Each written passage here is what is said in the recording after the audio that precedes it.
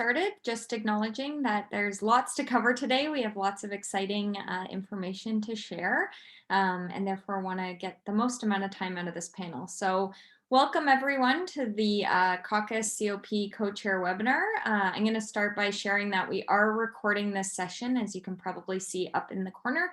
So if you're not comfortable with your video camera being on, that's completely fine. There's no expectation that you do have it on, but we are recording it because we know that hopefully those folks who couldn't join us, or later on, if there's something that you missed and you wanted to rewatch it, this will be available for maybe even many years to come, in order for folks to learn about what the co-chair role is all about, because we have some very exciting panelists here today to share their experience of being a co-chair. So as mentioned, this is the CACUSS Community of Practice co-chair webinar. And my name is Alicia Ferguson. I'm the manager of community engaged learning at the University of Toronto, Mississauga. And I'm also one of the co-chairs of the Community Engaged Learning COP. And today I will be moderating this panel, and also co-moderating alongside our colleague Brady, who will be monitoring and responding to questions via the chat. So I'll allow Brady to introduce themselves. Hi, everybody. Welcome. We're so happy to have you here. My name's Brady Zapolsky, and I am a student success advisor at Georgian College in Barrie, Ontario. I'm currently on mat leave, so taking a little bit of time off to enjoy some time with the little ones. And I am the co-chair of the advising COP through CACUSS as well. So welcome, and looking forward to chatting with you all. So one of the goals of hosting this webinar is that we ultimately want folks to learn about what it means to be a co-chair, but maybe also a great opportunity to learn about what the communities of practice are all about through the co-chair role. So as we got started, I do want to acknowledge the land in which folks may be joining us from across Canada. And we invite folks within the chat to share maybe where you are coming from in terms of the traditional land that you are working from today, or that you're joining from today. I myself am currently in Milton and also work at UTM, which for thousands of years has been the traditional land of the Huron-Wendat, the Seneca, and most recently the Mississaugas of the Credit River. We are all viewing and participating in this webinar on the traditional territories of the Indigenous peoples of Turtle Island. And we want to recognize their contributions to this place and express our deep gratitude to be able to come together, learn together, and be on this land today. So again, if you'd like to use the chat to share the land that you are joining from, we welcome that, just so that we can be able to acknowledge that land and acknowledge that we are joining from all across Canada today. As mentioned, just to get us started, wanted to do a few housekeeping items, as one does on Zoom, so that we're all on the same page. As mentioned, this session is being recorded. We ask that folks please keep your mics off until the end. There will be opportunities for questions to be asked, whether it be by Mike or Brady, maybe asking some questions that have stood out from the chat. But yes, throughout, you are welcome to use that chat in order to ask any questions that you feel Brady could maybe answer as a co-chair along the way, or ask a question that we would ask the panel towards the end. If you have any tech concerns, please reach out to Jennifer Hamilton from who's joining us from CACUSS, and hopefully she'll be able to support with that. And yeah, without further ado, unless there's any questions before we get started, and like I said, I really want to be able to get as much time with all these fantastic panelists, we are going to start by having the panelists actually introduce themselves, share which community of practice they are joining from as a co-chair, and then to share what motivated you to take on this role. And all of the panelists know the order we are going in, but we are going to start with Nicole on this one. Hello, thanks, Alicia. My name is Nicole. My pronouns are she and her, and I'm coming to you today from the Lekwungen territory out in Victoria, BC. I work at the University of Victoria, and I am currently one of 2 co-chairs for the Graduate Student Network. In terms of what motivated me, I actually fell into this role a little bit accidentally. our network is only about a year and a half old. So almost a year and a half ago, someone sort of CACUSS put out a call in the summer looking just for people to give their feedback or input on what they wanted a network like this or what they wanted it to look like. I thought it was a good idea, so I went to that meeting, and then somehow my name got on the official paperwork, and now a year and a half later, I am still the co-chair. But I think for me, this network sort of represented an opportunity to fill a gap in our field. Graduate students are often sort of not really at the forefront of the work we're doing. We don't see their research, we don't always see them in our field. And sort of as a grad student who works in student affairs, myself, I don't always have the opportunity to talk to other grad students in student affairs. So for me, I saw this network as an opportunity to fill a lot of gaps. And so the opportunity to sort of lead that charge was really intriguing to me. So I stayed.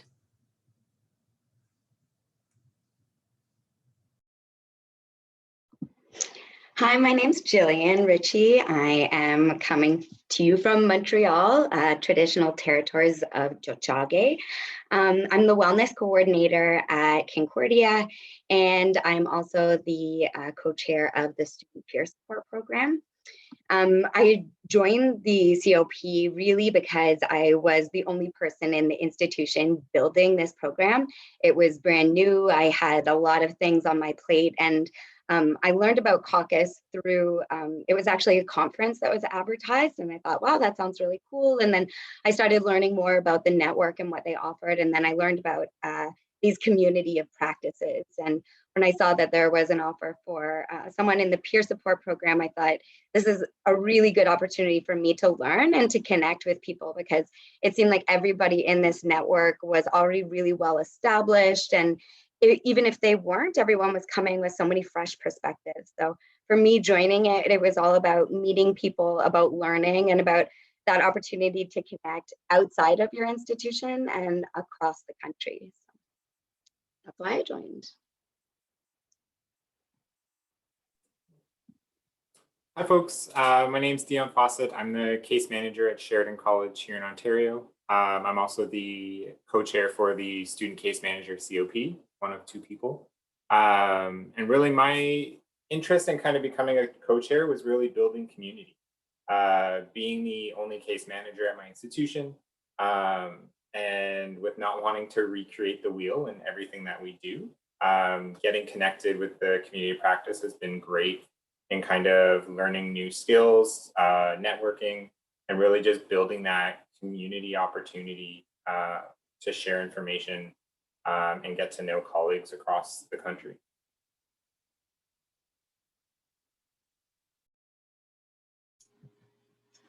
Hi everybody, I'm Sarah Kinch. I am formerly a manager of student services, and when I took on this co-chair role, that was the role that I was fulfilling at that time. And so when this opportunity was presented to me, it was because I attended a social event, one of the COP social events at the CACUSS conference in Calgary, and I met up with the former co-chair, and she reached out to me and asked me if I wanted to be involved, and so here I am. I strongly believe in being involved in your professional associations, and I really wanted to set a standard for my staff within the department that I was managing at the time, and help everybody understand that this is important to be involved in, and that there's different professional development sessions that we'd be putting on and everything. And my hope was to encourage staff within my department and beyond to get involved themselves at a later date. So that is still the hope.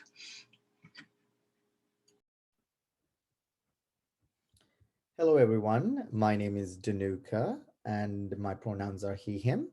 I'm joining you today from the traditional territories of the Anishinaabe, Atawandran, and Haudenosaunee people here in Waterloo, Ontario. I am in career education strategy and communications for the University of Waterloo Cooperative Education. And I joined CACUSS about 2.5 years ago, officially as a member, and got involved shortly after as the chair of the co-chair of the internationalization of student affairs community of practice. The motivation for me to join this community of practice kind of had two elements. One is that I was a former international student, and I had been in international education as part of my career trajectory, and that was something that I really felt like I was interested in keeping as part of my professional kind of sphere, even though my day job had moved into working in career development. And then the second piece was I had kind of entered a space in my career where my career trajectory kind of, hit what I call the glass ceiling.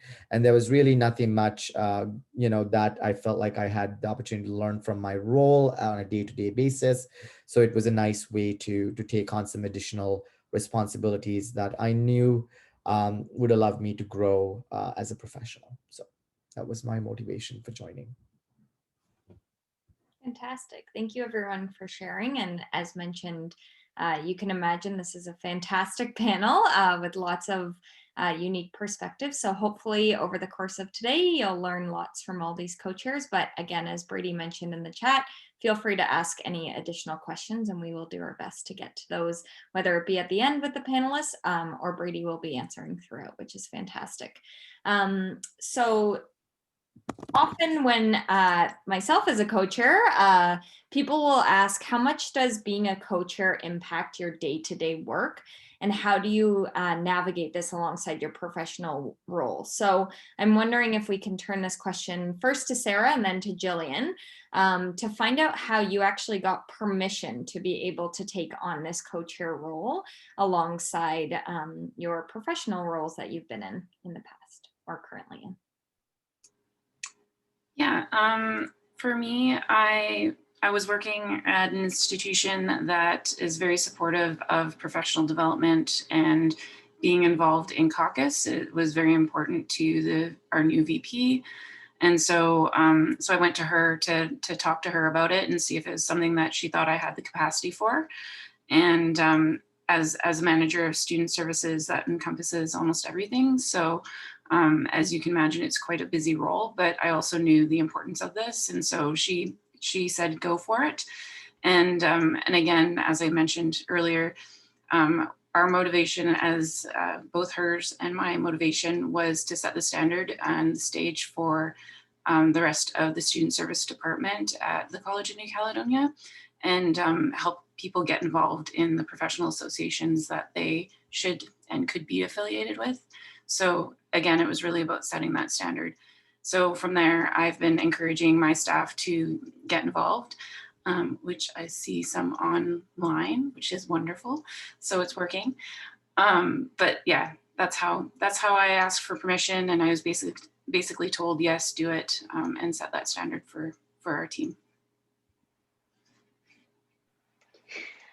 Like Sarah, I also went through my manager when I found out about CACUSS and saw that it was really a professional development opportunity. First, I went the route of the conference, and that was shortly before COVID shut everything down. So joining on as a co-chair of the committee, really their concern was, can I, take on this additional role? And I felt, we'll talk a little bit more about, what the role actually takes, but I found that it would just be such a beneficial thing that they also supported professional development. So it was a pretty easy ask, I found.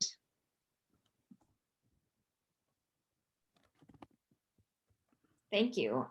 It's reassuring to hear that CACUSS was supported, or folks I know on the panel have shared that just sharing that it's part of your PD goals can really help reassure your supervisor as well, and knowing that it's actually about you and what time commitment you think that you can take on. And thank you for sharing that. So on that note, inviting Dion and then Nicole, what would you say has been kind of the time commitment of being a co-chair, and how has it impacted your day-to-day in terms of the time that you've given to this role? Such a big question. Really, for me, plain and simple is it's what you make of it. Being typically you'll have a co-chair. So for example, the student case manager or community of practice has two co-chairs. So myself and Andrea kind of bounce back and forth on responsibilities, ideas.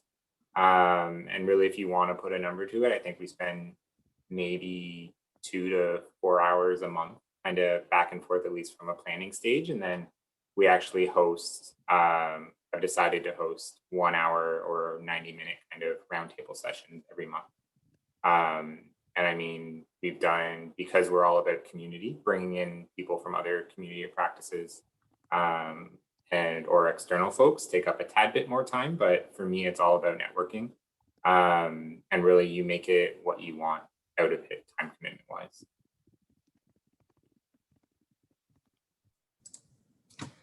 Yeah, to echo Dion a little bit, I think one of the themes you'll hear us say over and over in this panel is like, this can be as big of a commitment as you want. If you want to spend an hour a month on it, that's fine.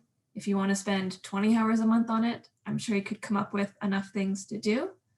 For myself, I probably spend 3 to 5 hours on an average month. Generally, I also have a co-chair of the network. We meet bi-weekly for 30 minutes just to catch each other up on what we're doing. For us, both of us need those relatively frequent regular meetings to actually make sure we're doing the things we said we do, because we do it the day before the meeting.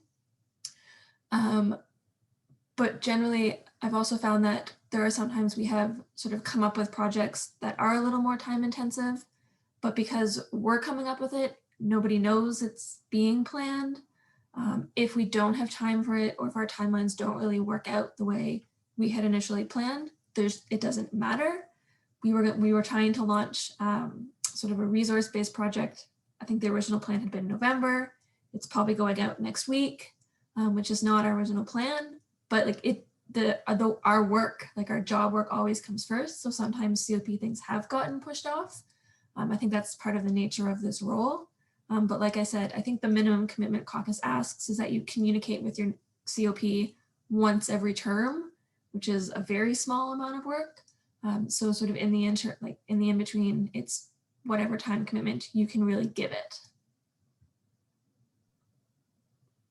That's really helpful, and nice to kind of recognize that it can be so much about the skills you want to develop, what you want to give back. And I appreciate that if the deadlines aren't met, it's actually up to you and your co-chair to maybe just decide on how you want to change that, or what that impact would be on either yourself or your membership. So that's some really great insight, because time seems to be the biggest barrier that a lot of people often flag for being committed, whether it be even just a part of a COP or as a co-chair. So thank you both. And as Nicole said, some of our other questions are around that as well, just to give different perspectives on expectations on that. So with that, Nicole and then Jillian, would you like to share what you're kind of required to do in this job, or what you've been allowed to do in this job? And then maybe some examples of what you've actually done. And I'm going to invite any of the other panelists to maybe share some other things that they've done in the chat as well. So yeah, we'll start with Nicole on this one. Yeah, in terms of requirements, there really aren't any. All of the COPs are very just driven by the co-chairs and by the communities themselves. So generally, CACUSS isn't asking us to do specific things or tasking us with specific things. It's really up to the co-chairs, often in consultation with the community, to determine what the community needs and what the community wants.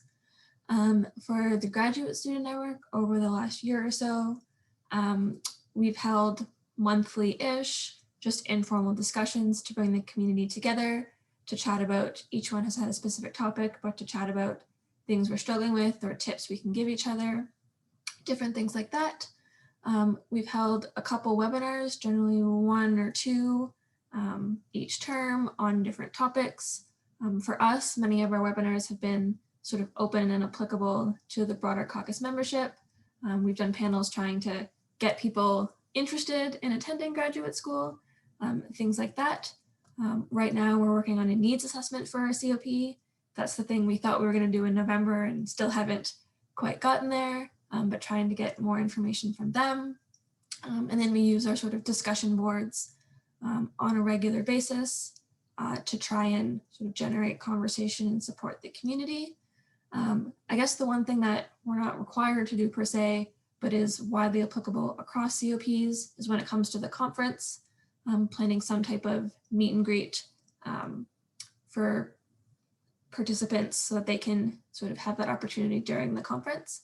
But again, that's what we have chosen to do in the past year. But there's a wide variety of choices from all of the COPs, and it's really driven by the co-chairs what they choose.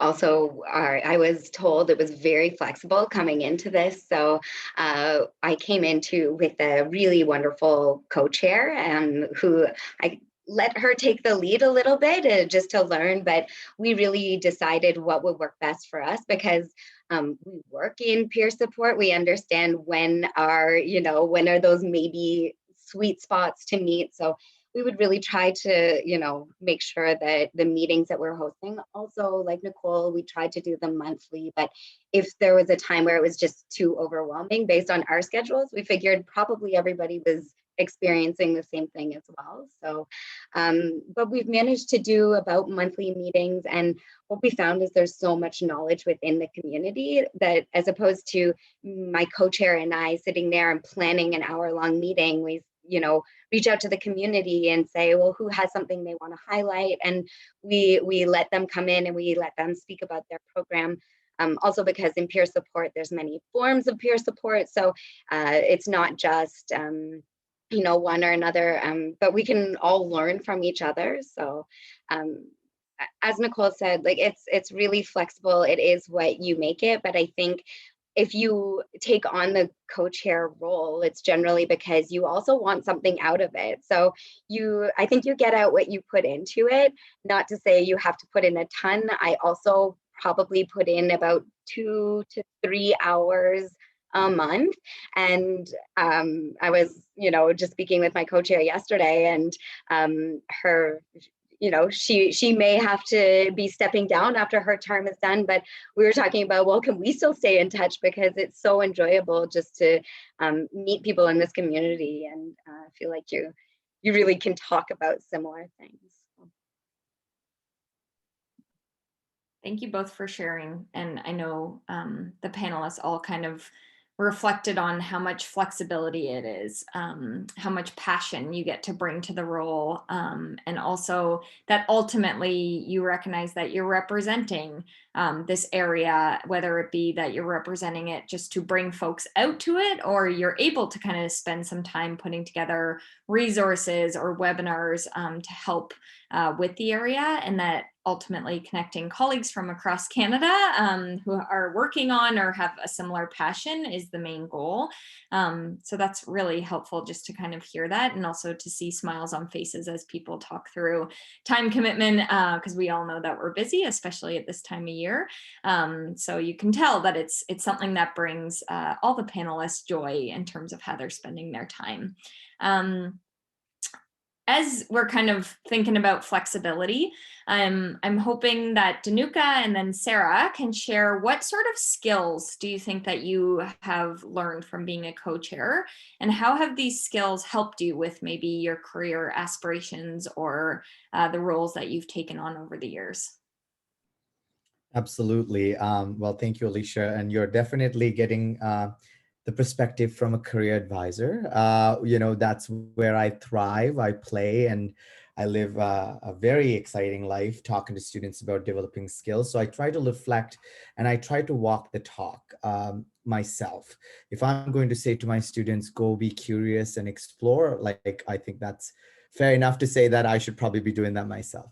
Anyways, joining CACUSS was an exercise of that kind. And for me, I've always been interested in learning more about how I can acquire skills that can augment and add value to the daily work I do. And when I participated in the Calgary conference in 2018, it was really exciting it was 2018 or 2019. It was really exciting to see how there were so many people from a multitude of different specific areas in student affairs coming together to talk to each other about what was going on. And so when I joined the COP, I said, here's an opportunity to develop a skill set around cross-sector, cross-discipline collaboration. And so my co-chair at that time came from University of Toronto and from like the Multi-Faith Resource Center. And I was a career advisor. So here we were having discussions around purpose and, conversations around how international students approach their, journeys here in Canada from all these different angles, which would not have been something I would have thought of at all if it wasn't for this experience. So I was able to really build these skill sets around connecting and talking to people who were not in career services about what I do and learning from them about what they do. Not only that, I did join a community of practice that for a while, because I think the co-chairs that were prior to me joining had gotten busy, and so it had kind of gone dormant. So really, like Dion said, I'm a community builder, so I had to think outside the box how I was going to energize this group of colleagues. And international education is an interesting space in Canada. If you're in student affairs, you work with international students in all the different arenas, but you also will find that there are offices on larger campuses or smaller units within smaller campuses that are specific to international students. And some of those folks, connect to an organization called CBIE, which is the Canadian Bureau of International Education. So they might not look at CACUSS and see as a place that they might find value. So trying to energize an audience that, may or may not immediately connect was a really interesting exercise, because we had to get creative in the way we communicate, in the way we pitched ideas. So that was really an opportunity to build a skill set around, again, in those areas that I think were really valuable. Then came down to the logistics, the nitty gritty. How do you sustain that energy after you build it? How do you organize yourself? And like things like working with different personalities. Our little community of practice went from 2 people to a team of 7 that I get to co-chair with my colleague. And we all have different personalities. I'm an extrovert and I can go with the punches. My colleague, who is my co-chair, is an introvert and really requires a lot of detail. And so I could see her like getting anxious if I were to say, oh, let's just run with it. And so I had to learn how to meet her halfway, and for her to like learn from me and for me to learn from her. So we developed tools and actually ways of actually running, operationalizing the community of practice. So what ended up happening? How did this impact my career? So I made a career move in the middle of a pandemic. In that move, I decided that I want to take a next step into a more managerial role. And I had never done that before. So I found myself finding examples in talking around providing this leadership to my colleagues as examples of how I would be supporting a team. And I was successful. So that's what I have to share. Listening to you, Danuka, made me realize that our stories are very similar in many ways. As I'm coming from this with an academic advising perspective, and I was also formerly a practicum coordinator, so I'm always thinking about those skill sets and how we are building those throughout our different experiences and whatnot as well. So it's interesting because I got involved in NACADA, which is the National Academic Advising Association, which is based out of the States. Back in 2015, I guess, is when I became an Alberta liaison. So I took on a leadership role within that professional association in that realm first. And it really helped me realize that I was a leader in my field and that I could have a voice if I wanted it. And that there were these different opportunities. And around that same time is when the advising COP was established, but I had already taken on one too many roles. So I couldn't get involved at that point in time. So it kind of came back around to me once I became a manager, after I became a manager. And I really do attribute a lot of the skills that I've acquired through these venues and being on this national stage is really exciting. Sometimes it's terrifying, but it's a really great experience, and it's a safe place. Like, this is a safe group to be able to gain that experience and that leadership experience, and also just coordinating and organizing events. And that's a huge skill set in itself that we do all the time. And, we're organizing COP web events. Next week, we have probably one of our biggest ones for the advising group, which we're expecting around 400 to 500 people attend, which will be wonderful. And so we've really been able to build upon the stuff that we've done in the past within the community of practice.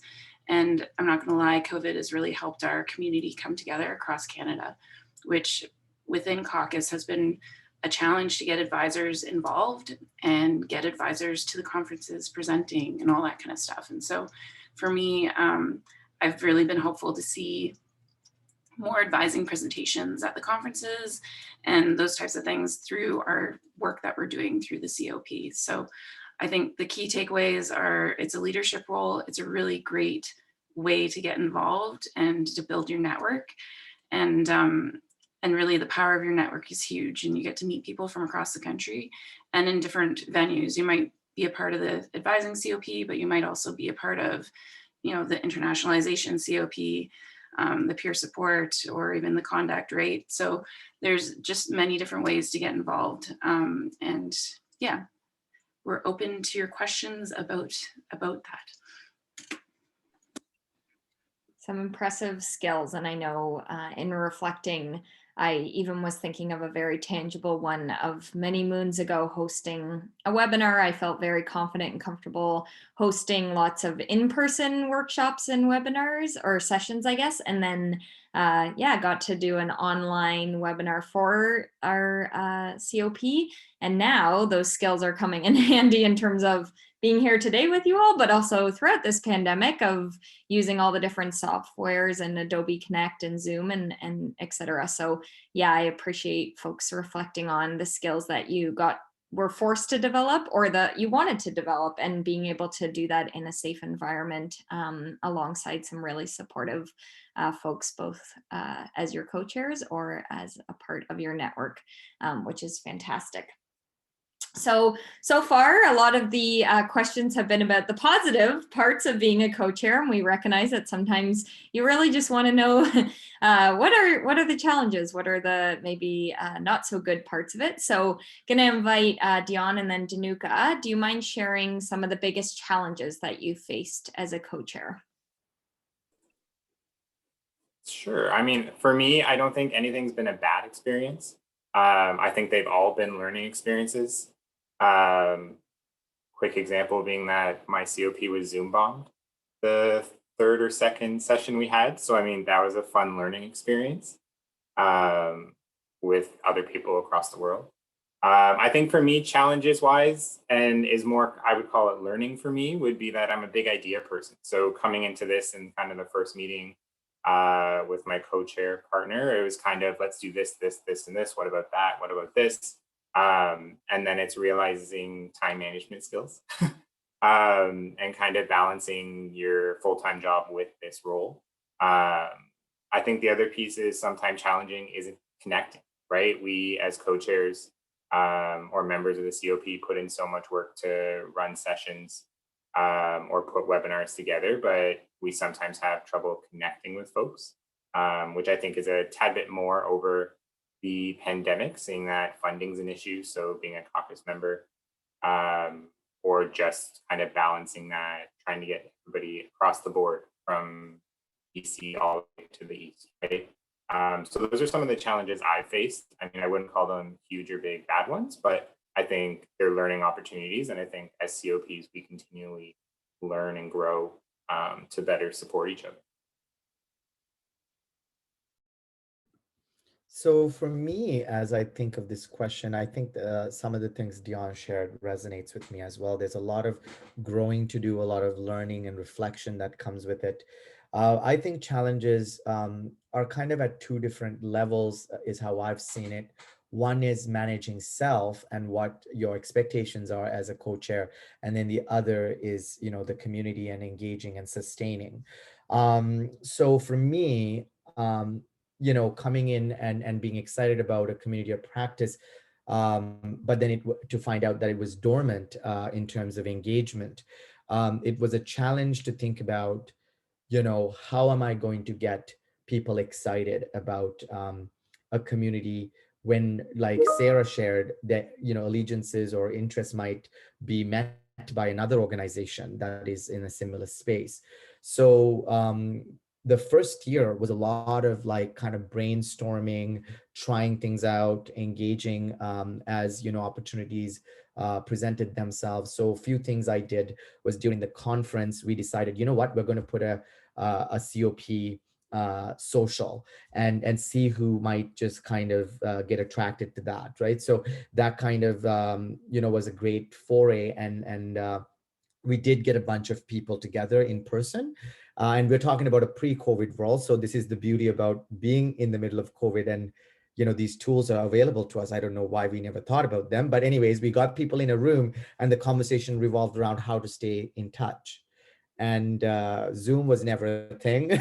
It was more like emails, listservs, and that initial group of folks like got together. We got energized, but I knew it might not be sustainable because people didn't want to get another email, talking about something that wasn't really directly connected to what maybe their mandates were.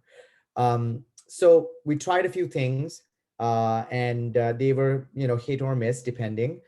But luckily, I think COVID actually had a positive impact on my community of practice. A lot of colleagues who were now having to be confronted with international students coming in by the droves and asking, what are we going to do in the middle of COVID, created a sense of urgency to connect as a community. So I kind of decided that it would be great to maybe bring people together.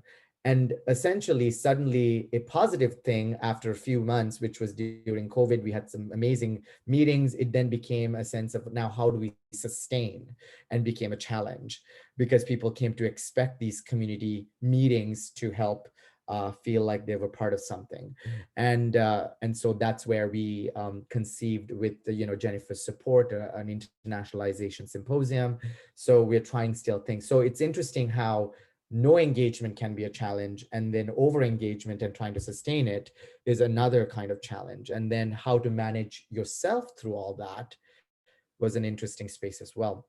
An interesting dialogue I had to have with my current boss is what I was carrying from my old job to this job. So I had to really be upfront with my manager about, hey, you're not just hiring Dinuk for a job. He's bringing a whole bunch of like baggage that are related to professional development that I have committed to. And it was really nice because it was an opportunity to have a very transparent dialogue. So yeah, so those were some spaces that I struggled with. There were challenges around, organization, finding time, and how to like continue to build that team because you wanted to. So I learned the skill of delegation and multiplication of like energy. So that was a really interesting exercise. How do you get a bunch of people energized and give them some tasks that have meaning so they will run with it, but provide that support to be there as a mentor or a guide if they need to talk to. So those are some ins and outs, but overall has been a very positive experience. Fantastic. And I'm not surprised that both of you shared that a lot of the challenges around wanting to be able to do really great work for your members, whether it be that you want to build something new, you're getting feedback about new things that they would like, or even just, I appreciate that and that self-reflection on acknowledging maybe it's what you want, and it's beyond anything that you even realize is possible, but you're willing to take on that challenge. And so those challenges aren't kind of an external factor in the same way. It's sometimes from that desire and that passion that we've been talking about quite a bit. And I know, again, from some reflections alongside the panelists before today, that sometimes it's about realizing that there's easier processes or ways to set up file sharing or ways to bring out the network. And sometimes it's actually just helping with that legacy piece of passing that along to the next co-chair. So I know I can speak on behalf of all the panelists that ideally we're thinking about succession planning and who's coming into the role next and trying to make that even better for the next person. So hint, hint, if you are thinking about being a co-chair, these co-chairs have probably been setting up some things so that you can step in the role, replicate some things, but then put your own spin on it or completely take it in a different direction. But that there's not as much of that, there's nothing here for me to start with, which is kind of nice to feel that as you come into these co-chair or into these COPs. I'm just going to acknowledge that we are on our final question. So reminding folks that if you have some questions for the panelists, we're making great time, which is fantastic. So we will have time to get to some of those questions. So hopefully there's lots of additional questions for our panelists. But for the final question, and we'll start with Nicole, and then the panelists will go in the same order as we started. What has been your biggest reward or takeaway that you want to share today about what it's been like to be a co-chair? I think for me, it's really about like having an avenue to contribute to the field of student affairs. Like I said in my introduction, a large part of the reason I became a co-chair was because it felt like there were sort of gaps in how represented graduate students were in our field. Also gaps in like how research was sort of brought to the forefront and how you found out and how people like disseminated their research. So being able to work on projects that sort of fill in those gaps or bring graduate students to the forefront and try and make an impact on our field a little more broadly has been really rewarding for me.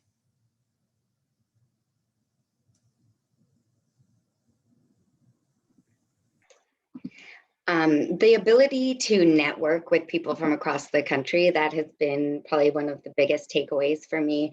And also I was kind of reflecting on what some of the other panelists were speaking about, and also the opportunity to be able to talk about my programs and really feel sometimes when you're by yourself and you don't know, like, am I doing the right thing? Is this good? Is it whatever? And then when you talk to people from across the country and you're like, oh yeah, actually this is a pretty good idea. I found it was maybe feeding some more selfish things that it was, but it was more validating, and I feel like I really do have a network of people to reach out to for many different questions. So that's been, I think, the biggest reward for me. I think reward-wise for me or takeaway is really the building of community. I mean, I can say I've met more people in 2020, 2021 from across Canada than I think I ever would have, as I've never been to a CACUSS conference. So, I mean, pandemic was a bit of that impactful, but I mean, I think those are the positives that came out of COVID, in the sense that we get that opportunity to build such a community and meet so many more people. Like I would have never met any of these panelists probably prior to this event being put on. So I mean, just that small group is a takeaway. And I mean, for me, building that case manager community of practice is really building a network that we can lean on, right? Like Jillian and Nicole said, a bit of it is validation that, you know, we actually are on the right track. We're doing the right thing. We're building the right programs, but also that I have this situation. What is someone else's thoughts on it? And just kind of someone else that knows your language and that your scope of your role to bounce ideas off of.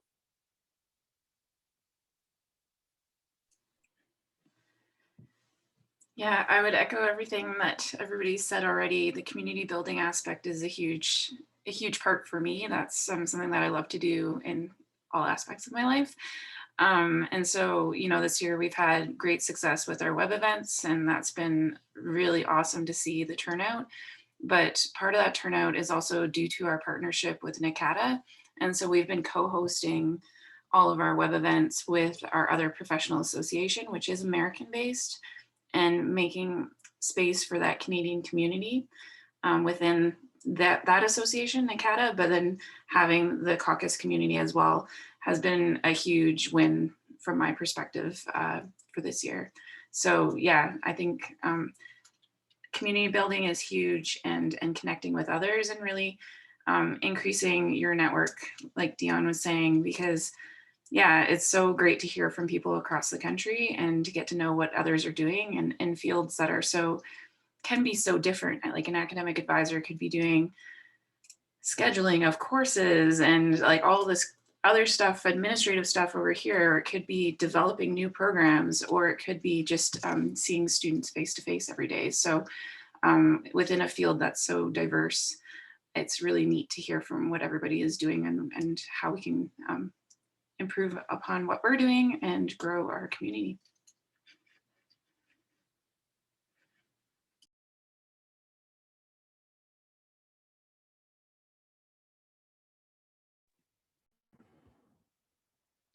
I guess for me, as a final thought for this, what really like have I learned or come to enjoy, and what it has meant in terms of the community of practice.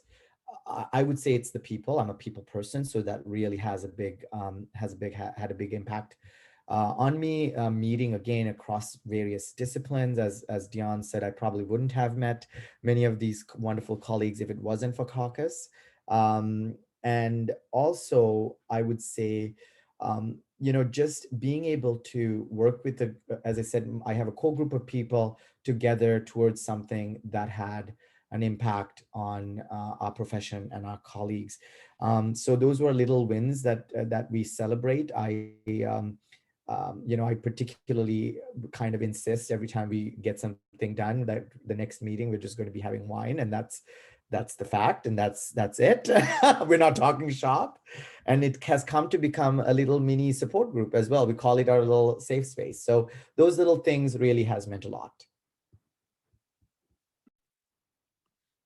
Thank you so much, everyone, for reflecting. I myself was reflecting on the fact that when the pandemic started, and now that we're almost at this 1 year mark, thinking that community engaged learning, volunteerism could happen online, it was like, nope, like we'll spend the 2 weeks that we're working from home just researching, wrapping up the year, doing some assessment, planning for next year. So the COP for community engaged learning was so helpful to bring together colleagues and chat through how to actually shift things, what are people doing, sharing resources, knowing that everyone was just trying to do our best. And similar to Danuka, we realized that just hosting coffee, tea, hangouts, bring your lunch, very informal, actually were very successful. It was just a chance for everyone to just vent, take a breath, connect, and not have anything formal. So we ran lots of those throughout the summer and the fall to allow folks to come out. So yeah, thank you all panelists for sharing. And I did want to make sure that we get to some of the questions that folks have been writing in for. So I'm going to turn it over to Brady to kind of facilitate whether it be questions that you asked in the chat or if you want to unmute your mic in order to ask your questions for the panelists. Thank you, Alicia. And I have my little one with me, so sorry for some of the babbling noises in the background. So most of the questions in the chat were a little bit more logistical. So, what are the COPs available? How many participants are in a COP, that sort of thing. So I will give a shout out to Jennifer, who's been posting some great links for us. I'm copying and pasting some information into the chat. So if you haven't already, make sure you guys take a look through that. The communities of practice, there's a large amount available, and they are really related to some hot topic type things, different peer groups and colleague groups across the country, that sort of thing. You also have the ability, if there's a COP that's not there, to connect with CACUSS to see if that's something that you're interested in starting or potentially adding a certain aspect of facet to a current COP. So just keep that in mind. One question that did come up that I just want to draw some attention to. So one of our colleagues attending indicated they're not a member of CACUSS yet. So they're wondering if they have to be a member before they can join a COP and or become a co-chair. So I was just wondering if Jennifer, if you're still on the line, could you speak to some of those rules and logistics, please? And thank you. Sure. Thanks, Brady. Yeah, so we have opened up the work that the COPs have been doing this past year, the roundtables, the collaborations, the open discussions You don't have to be a member to participate in those, but we do ask that folks do hold a membership to be a co-chair. And we do have some flexibility, especially around COVID, around what that membership looks like. So if there is a financial barrier to you becoming a member, then just reach out and have a chat with me, and we can usually figure something out. We do have also an associate membership, which allows you to join one community of practice.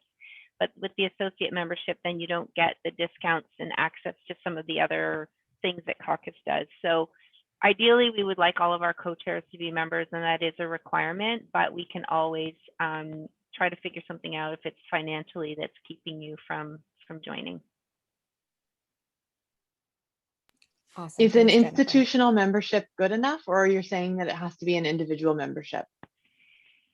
Institutional membership is, it's a bit of a misnomer, because our membership system is a blended model. So it's both institutional and individual. And what the institutional membership does is it gets discounted rates for individual members. So our relationship is with you as an individual, not necessarily with your institution. So yeah, you would need to take out an individual membership, which if your institution is a member is cheaper than a regular individual membership. So feel free to reach out to me if there's an issue there, and I'm happy to help work through that.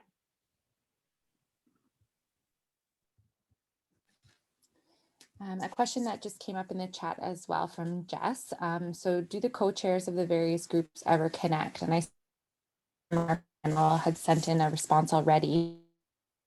So we meet from an admin perspective to kind of look through some of the upcoming requirements, deadlines, conference preparing, that sort of thing, as a whole.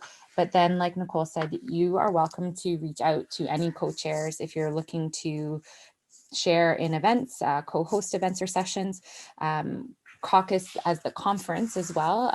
You have the opportunity to connect with other COPs and hold socials or meetings together if you think there's something that connects you well, that sort of thing. And then even things like this pop up. So myself and my co-chair, Sarah, we were interested in hosting a session like this to recruit for our co-chair positions. And when we reached out to Jennifer about hosting this event, she actually connected us with this group of lovely panelists, indicating that they had also had similar thoughts of doing the same event. So that's how we've all come together, all very different COPs from across the countries. And now we're working through this event together to bring everybody together.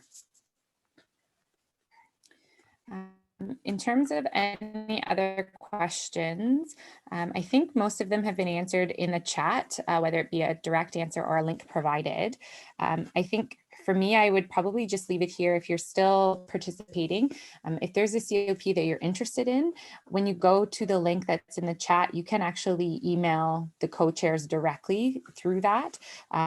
So feel free to reach out to any or all of the ones that you're interested in to learn a little bit more and talk to those co-chairs directly. You can also just join the discussion boards and the communities themselves and read through the old threads to get a feel for what information and activities and so on we've done in the past. And then last but not least, feel free to connect with us individually, the co-chairs, so that we can support you if you are interested in applying or joining in the future. Awesome. So recognizing the time, we did pretty well with that. Just want to thank first and foremost all the panelists for coming out, taking the time to reflect and share today.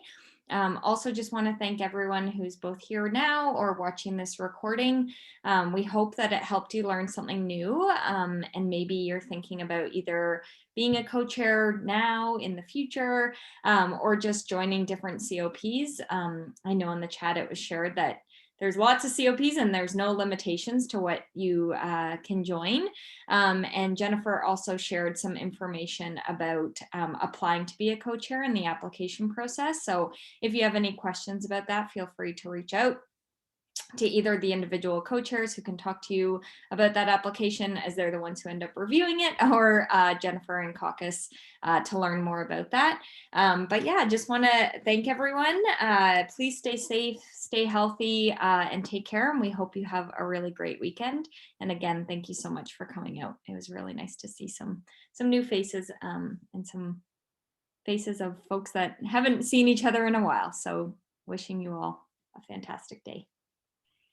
And thanks to all you, Alicia, and everybody else. It's a great group of people, and we've always relied on amazing member energy to make CACUSS what it is. So thank you for doing this for us today.